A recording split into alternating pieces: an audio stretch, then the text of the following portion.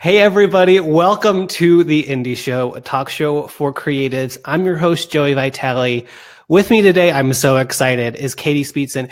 Katie is doing a lot of things right now, and we're going to unpack the different hats that she's kind of wearing. But at the end of the day, she's a comedic storyteller who is really leaning on her background and her skill in comedy to help business owners. Katie, you've got, the Mother Cluckers comedy. Yes. You've got the Bossy Cluckers podcast and vlog. Yes. Is there anything else big, or are those the two main things right now? Yeah, so I have Mother Cluckers Comedy, which is I do strategic storytelling for businesses by day, and I have a comedy troupe called the Mother Cluckers by night, which is a all-female comedy troupe. We're comedy for parents and people who've had parents. And then the Bossy Cluckers, which you were on in our month of February, which was amazing. It's a podcast for creative entrepreneurs doing deep dives into various business topics, much like the Indie Show. So great to be here, Joe. Thanks. Thanks so much. I am so excited to have you. So really, in today's show, we're going to unpack really two things. One, we're going to spend a lot of time talking with Katie about the power of comedic storytelling and how it can help your business. And then we're going to switch into kind of just regular business lessons that Katie's learned that she can share with us. So before we get there, Katie, tell us a little bit about just kind of why you're doing what you're doing right now and what's the backstory. Oh God, origin story time. So I have, essentially what it comes down to is I have, what's the best way to put it? I'm a jackass of all trades is really what it is. So I have been doing comedy off and on for 20 years since I was a teenager in Los Angeles.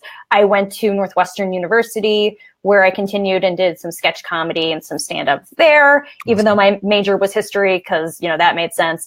When I graduated from Northwestern, I worked behind the scenes for documentary TV for a while for A&E and the History Channel.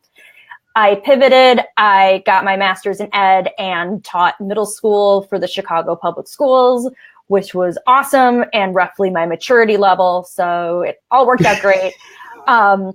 My eldest daughter was born 7 years ago next week, which is crazy. And with the population of kids I was working with, I learned something very interesting about myself. I couldn't be the teacher I wanted to be and the parent I wanted to be. So took a little bit of time off. And then in returning to stand up, a couple things happened. I'm old and I no longer want to drive far anymore. So I have a show called the Mother Cluckers out in LaGrange, and it's a cartwheel from my house and it's great. So sometimes I go into the city and sometimes I take a nap and do my local show. And a bunch of my corporate friends also were coming to me and asking for help with speeches, with engagement, with connecting. And from there, Mother Cluckers Comedy as a business popped open, and it's been a really fun ride. And now I'm working with everyone from independent entrepreneurs all the way up to Fortune 500 companies. So it's banana pants and amazing. So cool. So you guys might not know this about me. I had a little bit of a background in improv, just enough to gain a really, really solid appreciation for it. So Katie, I'm so excited to have you on. You obviously have the background and the chops to talk to everybody about this. Quick hello to Bold Tyson, who says hello. Hi, guys. To my buddy Lauren Harris here in Chicago, Naperville area, as well as Adam, a local Chicagoan. Katie, you and Adam should meet. You guys would like each other. Adam, yes. Adam is a marketing genius. Oh, fantastic. Try and figure out Instagram right now. So let's get into it. Especially kind of with the Mother Cluckers side of things and the fact that you are helping people with kind of connecting the dots between storytelling and comedic storytelling and business. One of the things that we talked about before we went live was that you said that power of comedic storytelling really does apply at all levels of business. Yes, it absolutely does. So first of all, something that I get from surprising percentage of my clients is, Katie, I'm not funny. And that's a big fat lie. The thing that makes humans essentially different than all other, animals is the fact that we, A, love to accessorize, but also B, sorry, Joey's like, why? That's from Steel the Magnolias. I did not make that up. But we really like to connect, and how we connect is through stories, through inside jokes, etc. Yeah. So everyone has those stories within them. It's just learning how to put them in a sort of packaged way that has a great beginning, middle, and end, and it brings your audience in. It's also sort of where and when to put those stories. And I have stories that I have cultivated over the years that I have found ways to use with, baby boomer age clients. I can pivot that same story and then use it to young female entrepreneurs. It's sort of knowing how to do that. And that's what I work on my clients with. Nice. Can you give an example of kind of some stories that you've pulled out of any particularly fun clients? So stories of mine to tell the clients, or either stories of yours or stories of theirs that you've kind of helped them.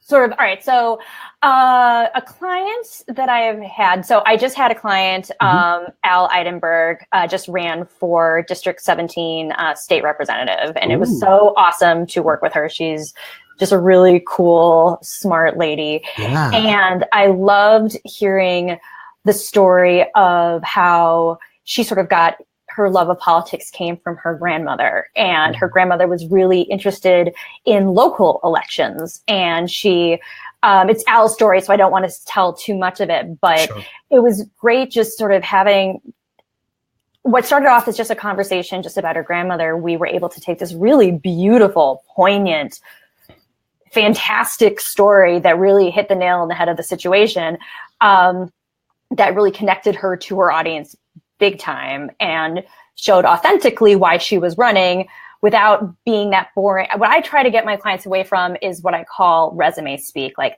I am trustworthy. I am creative. And I find that by telling these stories that are personal, A, you show those character traits anyway, and B, you're memorable. And when you're memorable, people want to root for you. Yeah. And they want you to do well, and they want you to succeed. Like, I find when I coach clients who are going in for interviews, even if they're not right for that position, I find that my clients who tell these stories are passed on a lot of the times to someone else. Like, hey, I can't use you right now, but you actually might be a great fit for. There's that I like you factor. Exactly, which is huge because, who doesn't want to be liked? That means a lot, because it's so easy for them just to say no thank you. And for them to work to be like, I actually kind of formed a relationship. I want you to succeed. I can do what I can to help you. That's awesome. And hello to Erin. Michelle Chambers, probably one of the biggest supporters of indie law. Hello. You're the best. One of the things that you talked about was the power and brain development of comedy. Yes. So another big thing about me is I have my master's in education, and I am a giant brain data nerd because, the more things, happen, like there's all these fads in education, but when it comes down to how your brain works, everyone's brain works a certain way. And one of the same ways our brain best works is when we have high serotonin levels. Serotonin is the chemical that is basically what makes us happy, right? And we're all sitting especially if you're a creative entrepreneur, there's a lot of sort of alone time. It can be isolating and frustrating, etc. And there was this fascinating study done in Britain a couple of years ago where they took 2 control groups, and they were sizable. One group watched 20 minutes of funny videos, and then the other group had 20 minutes of like a silent meditation. Okay. And the group that had 20 minutes of comedy had decreased cortisol, or stress hormone, in their saliva. They were able to be more productive. They were given concentration tasks. They did much better in concentration. And obviously their serotonin level increased as well. And so something that I actively suggest to my clients is to take a 10 to 15 minute comedy brain break. If not once a day, when those moments where you're just so stressed out and you can't see the forest for the trees. One of my favorites is a YouTube site called Honest Trailers. It's when they take trailers of movies and make fun of them. And they're at most 5 minutes. So if you've watched 2 honest trailers, you've done your 10 minutes. Like, do not go to your boss and say, I watched this chick on the indie show and she said to watch YouTube all day and never work again. And big disclaimer. Exactly. Giant disclaimer. That's not what I'm saying. But yeah. So no, I absolutely love that. And I think some people are already doing that and not realizing it. Like my wife is a huge, she works hard all day, like everybody. And she is always kind of watching late night shows during her lunch break. And now I'm excited to go tell her, like, there's actually science supporting the fact that you do this.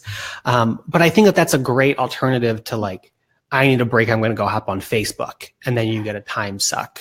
Yeah, exactly. And like I said, especially if you know, like for me, like I said, honest trailers, I know if I watch 2, I've spent between 10 and 12 minutes. I love that can be like a scheduled thing. Yeah. And I was telling Katie before we hopped on live that somebody that's like super scheduling type A, like I am, like you can put that into your schedule. You can be like, now over lunch break or whatever, 10 minutes of laugh time at the at YouTube shows. I love it. And you said you can find an interesting comic on YouTube. You can watch the Bossy Cluckers vlog on YouTube and laugh your ass off. Totally. Yeah, and Caitlin is going to help us find a link to the Bossy Cluckers so we can put it there in the comments. You guys, it's the cool thing about the Bossy Cluckers is that they are providing a lot of business help, but it's from the lens of Katie and her partner, Kathy, who are both hysterical. And so it's a really entertaining, educational way to help your business. Yeah, no, like it, and also we're very transparent in the fact that we don't always know what we're talking about. So yeah, but you bring in good guests. Yeah, exactly. Yeah, so that's why we have you. That's why we have our experts like you, Mr. Joey, telling us not where. Guys, he won't tell me where to hide the bodies. And if you watch my podcast, you'll understand why I'm angry at him. But sorry, I can't do that. I know. I can't do that. So a part of the comedic storytelling, again, that we talked about before we went live that I thought was fascinating was you said that stories are never really finished. Exactly. Yeah. So a huge thing that, so I run a 2-part workshop called Finding Your Funny. And really in that people come away with one well-developed story that they feel comfortable presenting in a business situation. And it's usually more, it can be something as big as a TED Talk, but it also can be something as intimate as a client dinner or something of that nature. But I always remind people the first 10 times you tell a story, it is the shitty first draft. Like you have to work through it and finesse it. But the good news is you have your entire life to work through it and finesse it. There's a story that I tell about, it's a long story, but I had to hide in a closet at my daughter's preschool 2 years ago because she was misbehaving. So just anyway, I've told that story a lot. Yeah. And over time it has finessed and grown. And the cool thing is I have used it, like I said, with different age groups, different sizes, yada, yada. And if you know your story well and you know the intention behind it, which the intention behind that story for people is to show that I'm a creative thinker. It works. And once you know the theme of it, you can pop it in a lot of cool places. I love that. Can we talk a little bit about kind of how to use stories with, especially like on social media to help kind of provide value in a human way? Yes.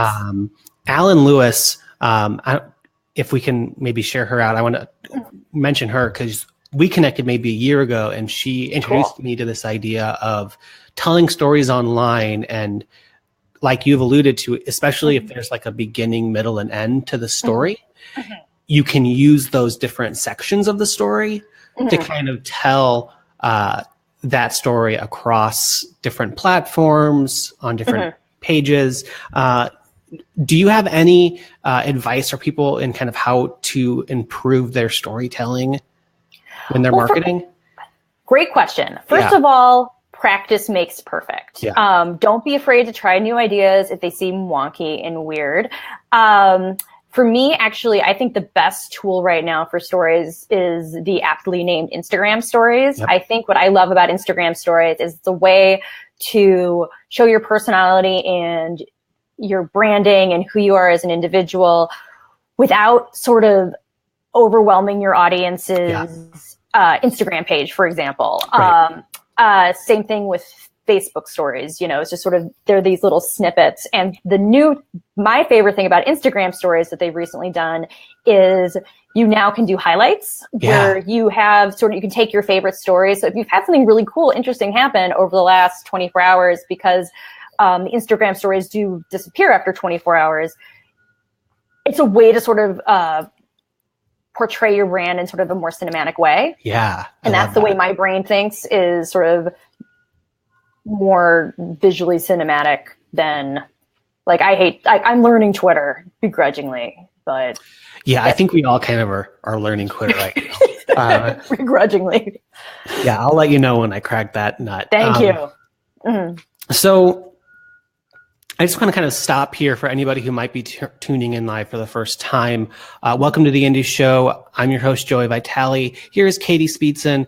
We are talking about the power of comedic storytelling. If you guys would want to work with Katie, again, she offers like one-on-one services to help you tell your stories better. So feel free to reach out to her. Highly recommend her. Erin says she loves Twitter, so maybe we can get some advice from Twitter. But let's change gears here. I want to be super respectful of Katie's time because I know that she has a kid pickup coming soon. Katie, let's talk about kind of putting aside what you do specifically in the storytelling, the fact that you are a business owner and you're actually like a business owner multi times over because you have all of these things going on. What are some recent lessons learned that you have kind of either learned the hard way or that you're thankful that you have learned that you can share with everybody? I think just the big thing is trusting your gut and knowing what you want to do. And I think in your early entrepreneurship, sort of path or whatever you want to call it, it's easy to say yes to all the things, even though you know in your heart of hearts, it's not what you want to do.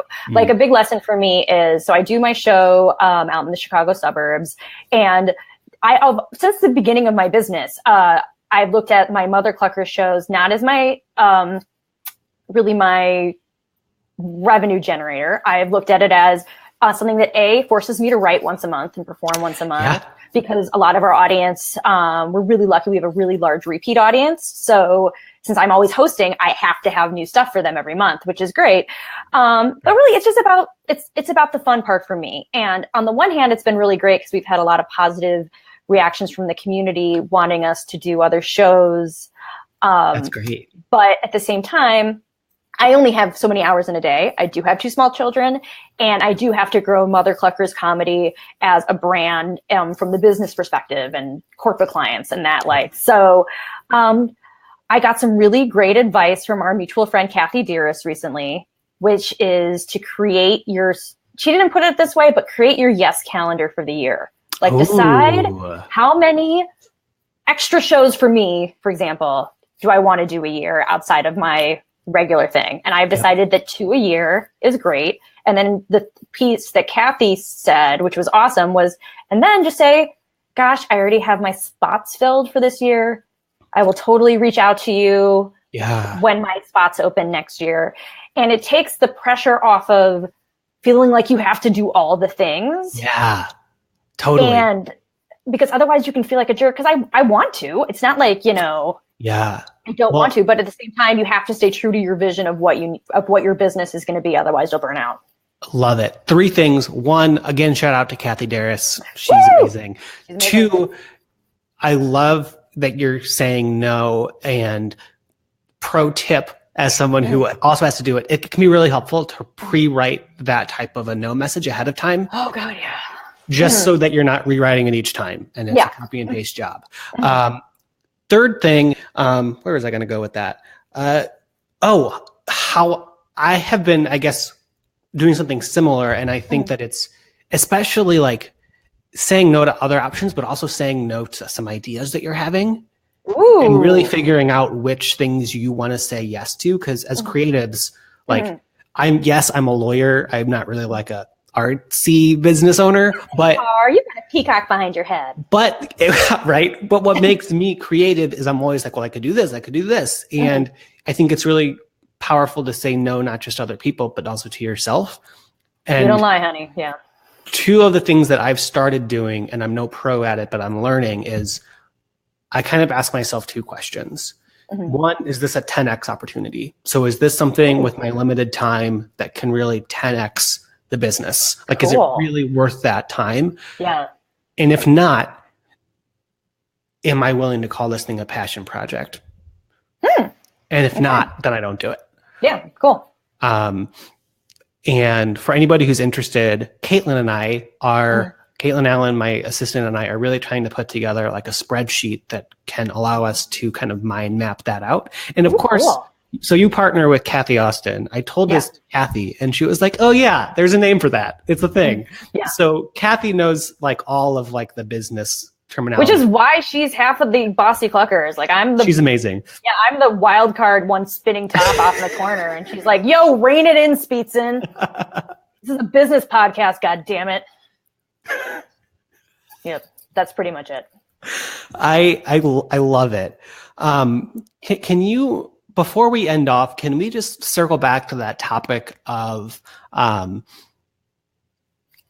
stories are never kind of done, but also like you as a business owner are never at like that perfect stage? Yes, I think, it's sort of like a big metaphor I use for just my entire life. It's like a shark swimming. If a shark stops swimming, it dies. And, your business is, unfortunately or fortunately, depending on how you want to look at it, it's always going to be changing. It's always going to be pivoting, because if the day that it gets to that pinnacle, either you need to have been bought out by like Facebook or, I don't know what, but like, it's going to keep going. So that's how you got to think of the stories that you're telling. And if you're nervous about like saying like, how the heck am I supposed to tell stories in my business? Like, I run a math business. Math businesses are things, I'm sure, like accounting. Yeah, exactly. That was a great example. Exactly. The math businesses. You can, hi, I'm a creative. But, so, okay, real quick, shout out to a woman named Robin, who's a big fan of the group. And I'll let you go. I just think this is hysterical. Yeah. She recently had a post on Instagram that said, how come, according to all of these math problems, someone can own 100 watermelons or like 100 candles, but if I have 5 coffees, I'm insane. I love it. As someone who's like ass deep in first grade math with my oldest daughter, that is so true. There's a lot of people who apparently own like 50 peaches. Yeah, because they do. And they're not peach farmers. I don't understand it. They do. Sorry to interrupt. I don't even remember what I was talking about. But yeah, long story short, I guess the big thing is don't be afraid to try. Just tell that story. If it doesn't come off perfect the first time, call me. But if if you don't have time to do that, seriously, just keep telling it. Chris Rock, who is one of my many great comedic heroes, if I could become a ghost and shadow someone for 48 hours, I would want to shadow Chris Rock as because he travels to teeny tiny clubs around the country, pops in, works on his set before he does these giant shows like this one he did last year. And so no stand-up comic ever gets on stage and wings a show. No one. And so if you have a great story, just like you have a great business, keep trying, try something, say a line one way, then say it another way. Just don't stop. You can do it. Call me. I love it. And honestly, I do these types of shows because I understand. Someone the other day was like, why are you doing these indie shows? What's the point? And I was like, how dare they? But they were like in a good way. They were like, I want to come on. I'm interested, but like, what's the point of the show? And I said, honestly, I started doing this because I realized that there are a lot of creatives out there and the law is not like number one on their to-do list. And I get that. And so I really like trying to connect business owners with other types of business owners that can probably provide more value than I can as a lawyer. And you provide a ton of value as a lawyer. Yes, but it's in its context. And I know that it's only one piece of the puzzle. And so I just really, I understand how powerful storytelling can be. And I have a deep appreciation for the comic angle of it. Oh, thank you. So, I really think that what you're doing can help so many people, and it's kind of like a universal skill. So whether you're a service-based business, a product-based business, being able to tell stories, especially stories that are kind of around either what your why is or what your offering is, can really affect your bottom line. So, and also it's fun. Thank you. And let's, and life's short, have some fun. Awesome. All right, you guys. Well, that's it. Because Katie's got to run to pick up some kiddos. The worst. I love them, but thanks everybody for watching. I will catch you next week.